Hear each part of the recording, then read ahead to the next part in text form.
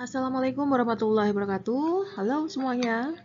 Hari ini kita belajar lagi ya tentang etika dan perundang-undangan dengan materinya adalah narkotika. Sebelum kita memulai, silahkan mengisi dulu presensi di Edlink yang sudah disediakan pada postingan presensi ya. Setelah itu kita akan menyimak materi hari ini.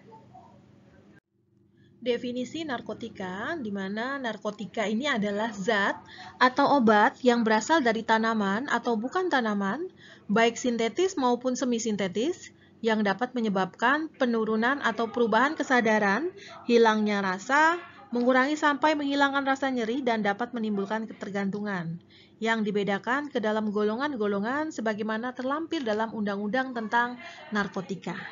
Itu ya definisi terkait dengan narkotika. Namun sebelum kita melanjutkan kembali materi hari ini, silahkan menuliskan dulu peraturan-peraturan ataupun juga undang-undang yang berkaitan dengan narkotika.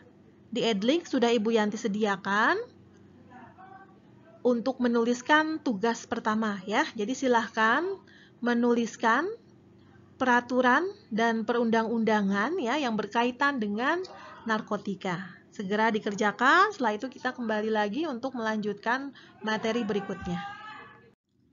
Jika merujuk pada definisi narkotika di mana disebutkan adanya penurunan atau perubahan kesadaran, hilangnya rasa, mengurangi sampai menghilangkan rasa nyeri, dan dapat menimbulkan ketergantungan, artinya narkotika itu harus selalu tersedia di pasaran tentu saja untuk kepentingan pengobatan.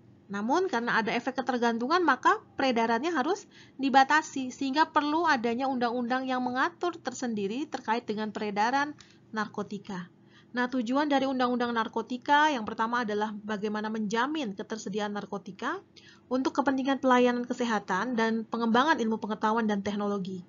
Yang kedua, untuk mencegah, melindungi, dan menyelamatkan bangsa Indonesia dari penyalahgunaan narkotika. Yang ketiga, memberantas peredaran gelap narkotika dan prekursor narkotika, dan juga menjamin pengaturan upaya rehabilitasi medis dan sosial bagi penyalahguna dan pecandu narkotika. Narkotika sendiri terbagi menjadi beberapa golongan. Ya, tentunya nanti kita akan melihat bagaimana peredaran setiap golongannya. Ya, jadi narkotika ini ada 3 golongan. Yang pertama adalah golongan 1, narkotika golongan 2, dan juga narkotika golongan 3. Apakah di sini ada yang bisa menyebutkan ya, membantu Bu Yanti menjelaskan apa itu narkotika golongan 1, golongan 2, dan golongan 3? Silahkan bisa menuliskan di komentar pada postingan ini. Kita lihat dulu ketentuan untuk narkotika golongan 1. Jadi narkotika golongan 1 adalah narkotika yang tidak digunakan untuk pelayanan kesehatan. Di dalam undang-undang disebutkan bahwa narkotika golongan 1 dilarang digunakan untuk kepentingan pelayanan kesehatan. Namun dalam jumlah terbatas, narkotika golongan 1 dapat digunakan untuk kepentingan pengembangan ilmu pengetahuan dan teknologi dan untuk reagensia diagnostik serta reagensia laboratorium setelah mendapatkan persetujuan Menteri atas rekomendasi Kepala Badan Pengawas Obat dan Makanan. Oke, itu adalah narkotika golongan 1. Ada yang tahu contoh dari narkotika golongan 1? Silakan tuliskan nama, NIM, dan jawaban Anda. Untuk narkotika golongan 2 ya, jadi narkotika golongan 2 ini adalah narkotika yang berkhasiat pengobatan, digunakan sebagai pilihan terakhir dan dapat digunakan dalam terapi untuk tujuan pengembangan ilmu pengetahuan serta mempunyai potensi tinggi mengakibatkan ketergantungan. Oke, jadi ada kata kuncinya ya. Kalau tadi narkotika golongan 1 itu dilarang digunakan, maka narkotika golongan 2 ini adalah pilihan terakhir dan dapat digunakan dalam terapi dengan potensinya tinggi mengakibatkan ketergantungan. Nah, untuk narkotika golongan 3, ini adalah narkotika yang berkhasiat pengobatan dan banyak digunakan dalam terapi dan atau untuk tujuan pengembangan ilmu pengetahuan serta mempunyai potensi ringan mengakibatkan ketergantungan. Oke, mudah ya untuk mengingat pembeda dari narkotika golongan 1, golongan 2, dan golongan 3. Jadi itu adalah definisi dari narkotika golongan 1, golongan 2, dan golongan 3. Apakah di sini ada yang sudah menemukan contoh-contoh dari ketiga golongan narkotika tersebut? Ya, dari beberapa peraturan sudah ada perubahan ya. Nah, silakan kalian mencermati golongan mana yang mengalami perubahan ya, perubahan penggolongannya. Silakan. Obat-obat mana yang sudah berubah golongannya. Karena yang namanya undang-undang itu dinamis, maka kita harus memperhatikan ada atau tidak nih perubahan penggolongan narkotika ya yang diatur dengan perundang-undangan yang terbaru tentu saja. Berikut adalah salah satu contoh saja, sebenarnya banyak ya obat-obat yang termasuk dalam narkotika golongan 1, 2, dan 3. Ini adalah salah satu contoh saja untuk narkotika golongan 1. Anda sudah pernah mendengar yang disebut dengan ganja ya, itu adalah termasuk dalam narkotika golongan 1. Kemudian narkotika golongan 2 ada alfa setil metadol ya, dan juga narkotika golongan 3 ini ada etil morfina. Nah, silakan dibaca lagi ya penggolongan narkotika, contoh-contohnya. Sebelum kita melihat ya bagaimana proses pengelolaan narkotika ya di layanan kesehatan, kita perlu tahu juga nih definisinya. Definisi dari pelayanan kesehatan menurut Undang-Undang Narkotika ya. Disebutkan bahwa pelayanan kesehatan ini adalah termasuk pelayanan rehabilitasi medis. Kemudian, yang disebut dengan pengembangan ilmu pengetahuan dan teknologi, ini adalah penggunaan narkotika terutama untuk kepentingan pengobatan dan rehabilitasi, termasuk untuk kepentingan pendidikan, pelatihan, penelitian, dan pengembangan serta keterampilan yang dilaksanakan oleh instansi pemerintah yang tugas dan fungsinya melakukan pengawasan, penyelidikan, ya, penyidikan, dan pemberantasan peredaran gelap narkotika. Nah, untuk pengadaan narkotika sendiri ada yang disebut dengan rencana kebutuhan tahunan, di mana Menteri menjamin ketersediaan narkotika untuk kepentingan pelayanan kesehatan dan atau untuk pengembangan ilmu pengetahuan dan teknologi. Nah, rencana kebutuhan tahunan ini tentunya disusun berdasarkan data pencatatan dan pelaporan rencana dan realisasi produksi tahunan yang diaudit secara komprehensif dan menjadi pedoman pengadaan, pengendalian, dan pengawasan narkotika secara nasional. Narkotika sendiri diperoleh dari impor, produksi dalam negeri, dan atau sumber lain dengan berpedoman pada rencana kebutuhan tahunan narkotika. Siapakah yang memproduksi narkotika? Nah, ini ya, jadi Menteri memberikan izin khusus untuk memproduksi narkotika kepada industri farmasi tertentu yang telah memiliki izin sesuai dengan ketentuan peraturan perundang-undangan setelah dilakukan audit oleh Badan Pengawas Obat dan Makanan.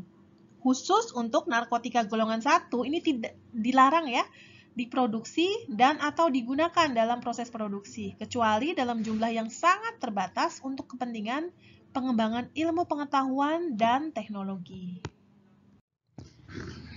Nah, yang disebut dengan narkotika untuk ilmu pengetahuan dan teknologi, di mana lembaga ilmu pengetahuan yang berupa lembaga pendidikan dan juga pelatihan serta penelitian dan pengembangan yang diselenggarakan oleh pemerintah maupun swasta, ini dapat memperoleh, menanam, menyimpan, ya, dan menggunakan narkotika untuk kepentingan ilmu pengetahuan dan teknologi setelah mendapatkan izin dari Menteri. Untuk penyimpanan dan pelaporan ya, jadi narkotika yang berada dalam penguasaan industri farmasi, pedagang besar farmasi ya, sarana penyimpanan sediaan farmasi pemerintah, apotek, rumah sakit, pusat kesehatan masyarakat, balai pengobatan, dokter, dan lembaga pengetahuan wajib disimpan secara khusus. Nah, untuk tata cara penyimpanan, kemudian juga syarat tempat penyimpanan narkotika itu sudah dibahas ya di dalam peraturan perundang-undangan. Bagi yang sudah menyimak, silakan menuliskan di kolom komentar ya. Jangan lupa disertakan nama dan NIM. Yang ingin Ibu bahas ini adalah terkait dengan pelaporan. Jadi kalau untuk pelaporan di layanan kesehatan, kita menggunakan sistem yang disebut dengan SIPNAP ya. Dilaporkannya selama sebulan sekali. Jadi akan dilaporkan berapa jumlah obat-obatan narkotika yang dibeli ya, yang didapatkan, kemudian berapa yang keluar, yang digunakan dalam pelayanan resep.